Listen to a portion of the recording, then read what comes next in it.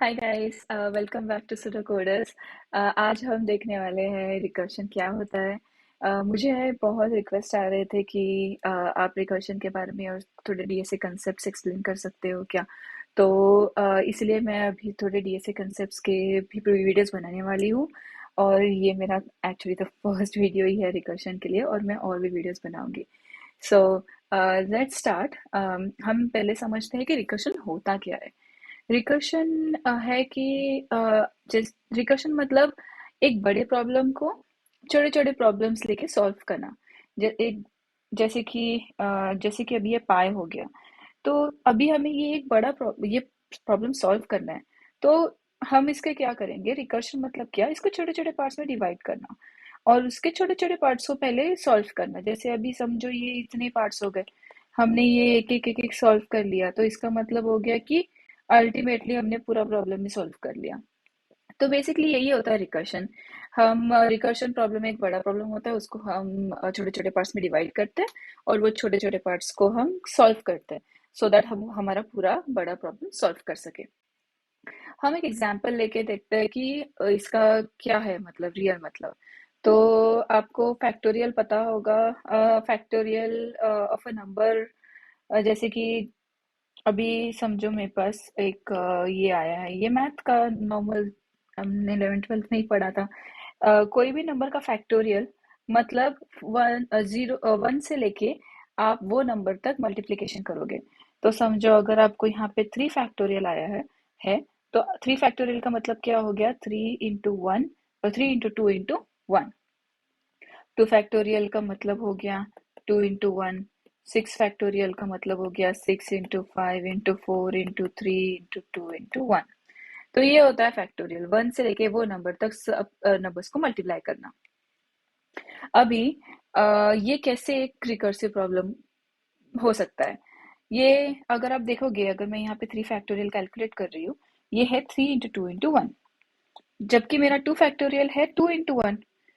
तो ये 2 into 1, अगर आप देखने जाओ तो 2 into 1 तो हो गया 2 फैक्टोरियल। तो इसका मतलब ये हो गया कि मैं इसको लिख सकती हूँ 3 into 2 फैक्टोरियल। वैसे ही सिमिलरली मैं 2 फैक्टोरियल को लिख सकती हूँ 2 into 1 फैक्टोरियल। और ऐसे कर, जैसे कि अभी ये छोटा सा पार्ट हो गया ये प्रॉब्लम का, ये 3 फैक्टोरियल का हमने कर दिया 3 into 2 फैक्टोरियल। तो अगर मैं 2 फैक्टोरियल कैलकुलेट कर लूंगी तो उसको मैं 3 से मल्टीप्लाई करके मुझे मेरा पूरा सम मिल जाएगा।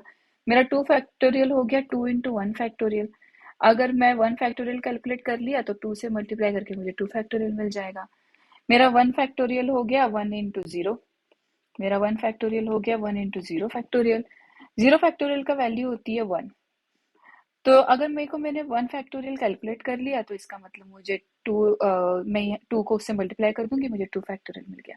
तो आप अगर देख रहे हो यहाँ पे पैटर्न, यहाँ पे हम छोटे छोटे प्रॉब्लम सॉल्व कर रहे हैं और उससे हमें हमारा रियल हमारा होल प्रॉब्लम सॉल्व हो रहा है।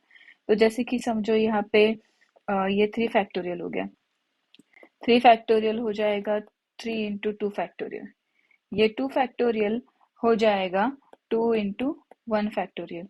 ये 1 फैक्टोरियल हो जाएगा 1 into 0 फैक्टोरियल।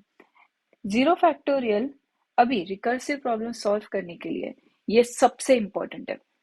रिकर्शन वाले प्रॉब्लम सॉल्व करते टाइम हमें हमेशा याद रखना है कि हमारे पास एक टर्मिनेशन स्टेटमेंट होना चाहिए।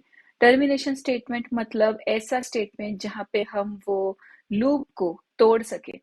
रिकर्सिव प्रॉब्लम सॉल्व करते हैं तो हम बनाते हैं एक रिकर्सिव फंक्शन, और वो रिकर्सिव फंक्शन खुद को कॉल करते रहता है जब तक वो टर्मिनेशन स्टेटमेंट ट्रू ना हो। तो अगर आपने टर्मिनेशन स्टेटमेंट नहीं दी, तो आपका जो प्रोग्राम है वो इनफाइनाइट लूप में चला जाएगा। और अगर आपने कोई रिकर्शन प्रॉब्लम सॉल्व किए होंगे, तो आपको पता है कि आते ऐसे आते time limit exceeded, infinite loop, ऐसे सब आपको एरर मैसेजेस आएंगे। तो इसका मतलब ये है कि आपने टर्मिनेशन कंडीशन नहीं दी है, या तो जो आपने दी है वो गलत है। हमारे ये फैक्टोरियल के सिनेरियो में हमारी टर्मिनेशन कंडीशन होगी 0 फैक्टोरियल, क्योंकि हमें 0 फैक्टोरियल का आंसर पता है एंड हम नेगेटिव नंबर्स का फैक्टोरियल नहीं निकालते। इसीलिए हम 0 फैक्टोरियल पे उसको रोक देंगे। इसलिए फैक्टोरियल को क्लासिक एग्जाम्पल बोलते हैं रिकर्शन का। अ, मुझे ना एक्चुअली रिकर्सिव प्रॉब्लम्स एक वे में सॉल्व करना पसंद है, क्योंकि वो काफ़ी इजी हो जाता है मेरे विजुअलाइजेशन के लिए। क्योंकि रिकर्सिव प्रॉब्लम्स कभी-कभी बहुत कॉम्प्लेक्स हो जाते हैं, हमें ट्रैक ही नहीं रहता कि अभी क्या होना था, अभी क्या होना है और अभी ये क्या होगा। तो मुझे अच्छा लगता है, मैं उसको एक बॉक्स वे में प्रोसेस करती हूँ। तो मैं आज आपके साथ वो शेयर करना चाहती हूँ। जैसे कि अभी समझो मेरे पास आ गया 3 फैक्टोरियल। जैसे मेरे पास 3 फैक्टोरियल आ गया तो 3 फैक्टोरियल का मैं एक बॉक्स बना दूंगी। ठीक है।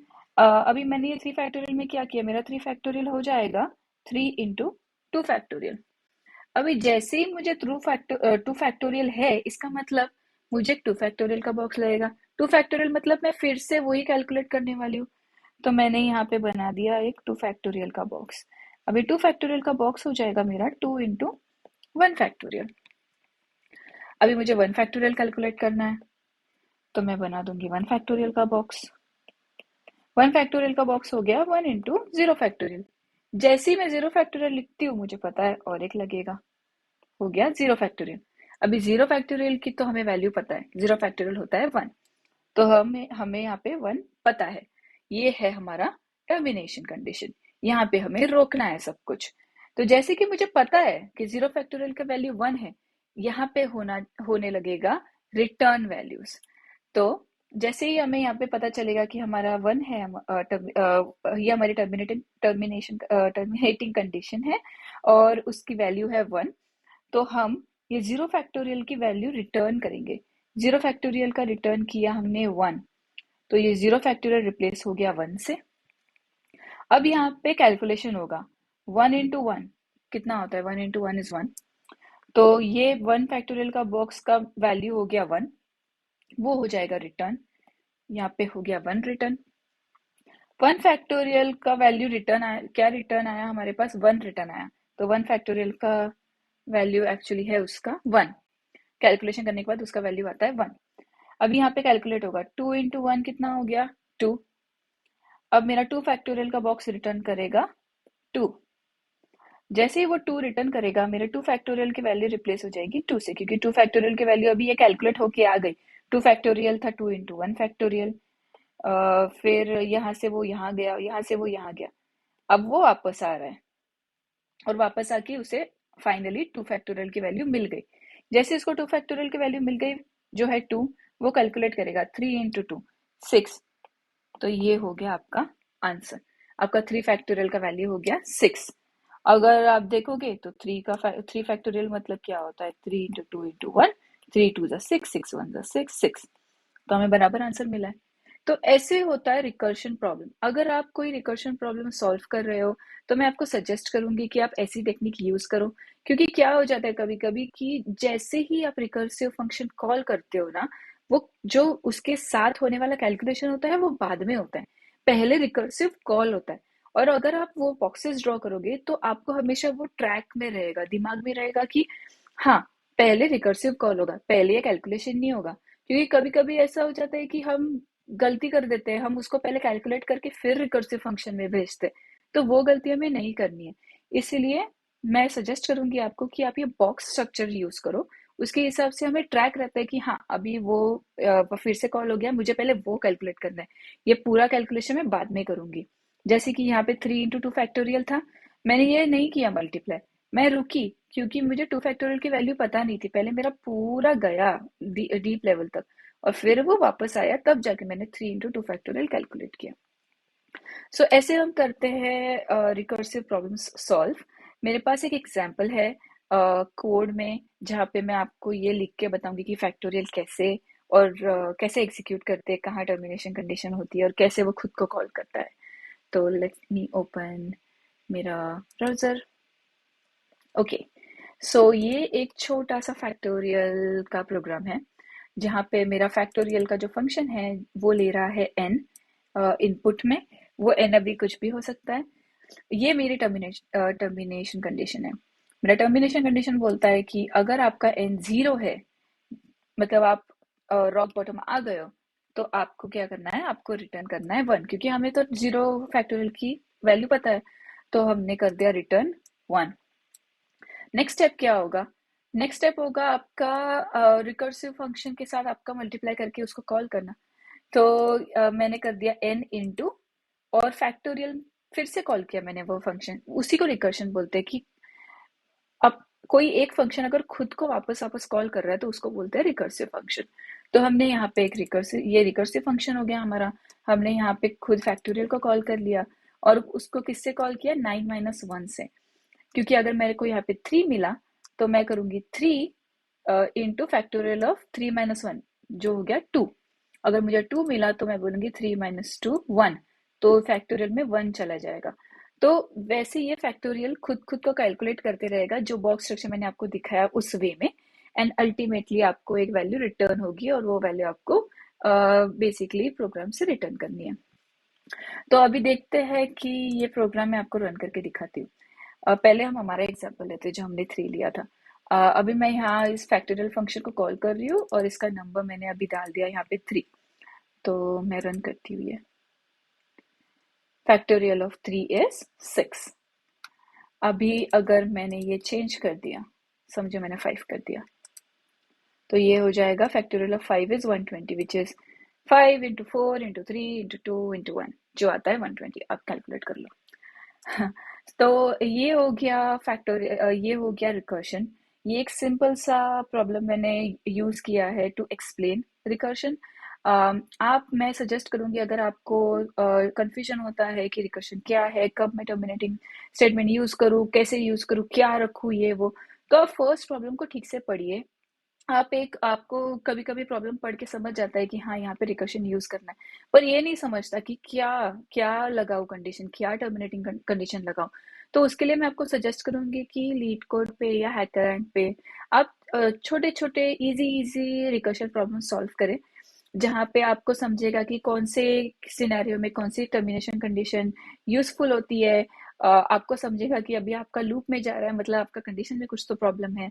ऐसे कर करके आपको समझेगा कि छोटे छोटे रिकर्शन प्रॉब्लम्स कैसे सॉल्व करने हैं। एक बार आपको समझ गया कि छोटे रिकर्शन प्रॉब्लम्स कैसे सॉल्व करने हैं, तो आप कॉम्प्लेक्स प्रॉब्लम्स आराम से सॉल्व कर सकते हो। थोड़े एग्जांपल्स हो गए जैसे कि फिबोनाची हो गया, फैक्टोरियल तो है ही। फिर जैसे फिबोनाची में climbing stairs is nothing but Fibonacci, तो आप वो देख सकते हो। हमारे ट्रीज के एग्जांपल हो गए, हमारा हो गया डेप्थ फर्स्ट सर्च हो गया, ब्रेथ फर्स्ट सर्च हो गया, उसमें हमारा pre order post order traversals हो गए, इन ऑर्डर, हाँ इन ऑर्डर ट्रैवर्सल हो गए। तो वो सब आप देखो, वो सब आप ट्राई करो सॉल्व करने के लिए। Minimum depth of binary tree हो गया, maximum depth of binary tree हो गया, ये सब प्रॉब्लम्स आप सॉल्व करके देखिए। रिकर्शन यूज करके देखिए आपको कैसे एक कंडीशन कैसे आप यूज कर पा रहे हो, क्योंकि हर एक प्रॉब्लम में डिफरेंट कंडीशन होगी, टर्मिनेशन कंडीशन जैसे आपका अलगोरिथम, आपका जैसे प्रॉब्लम स्टेटमेंट होगा, जो आपका आस्क होगा उसके हिसाब से आपका कंडीशन भी चेंज होती रहेगी। तो उसके प्रैक्टिस, उसके लिए उसके अंडरस्टैंडिंग समझने के लिए आपको थोड़े प्रॉब्लम सॉल्व करने पड़ेंगे।